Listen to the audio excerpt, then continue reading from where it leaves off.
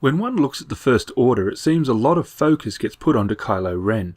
But I think he doesn't care that much about the Order itself. It's more a means to an end for his ideals. The person who most solidifies the First Order is Captain Phasma. But unfortunately that character is a bit of a mess. Her costume started as an early concept for Ren's, but that quickly changed. The design was solid enough to warrant doing a new character, and the character itself isn't a bad one.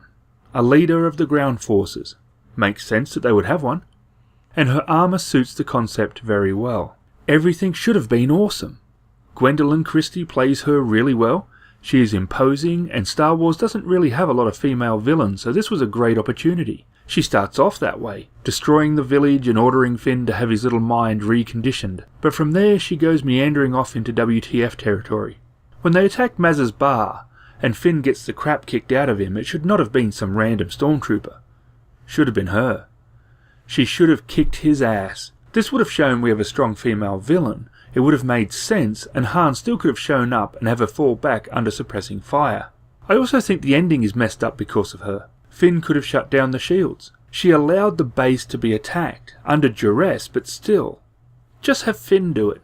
The ending then becomes Ren looking for Rey, and Phasma looking for the infiltrators. They could have played it out any number of ways, but Ren could still kill Han, and the end fight would still be Ren and Rey. The three-way fight as it stands was a little crowded. It also means that Finn's serious injury at the end could have been delivered by Phasma. Finn's fight is with her.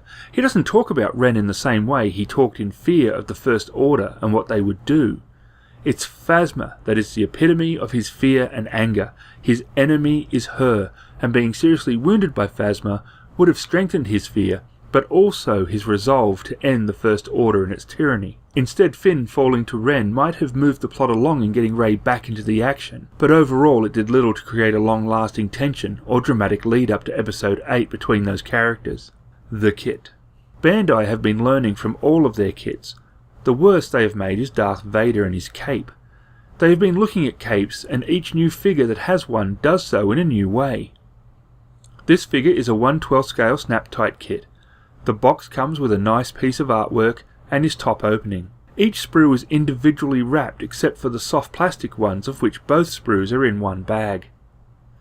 The plastic is black for the bodysuit and cape, and a moulded silver for the armour. If you're a hobbyist and just want a Captain Phasma on your shelf, then the silver is fine and will do the trick. I am going to paint mine, as I want some extra detail that the moulded plastic just can't provide.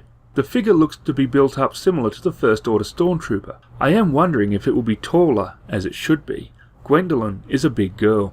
The detail overall is functional. The armour is very smooth. There isn't a lot of areas where there is loads of detail. Where it exists, it isn't bad. So much more could have been done with this character, and it's a waste that they didn't do more.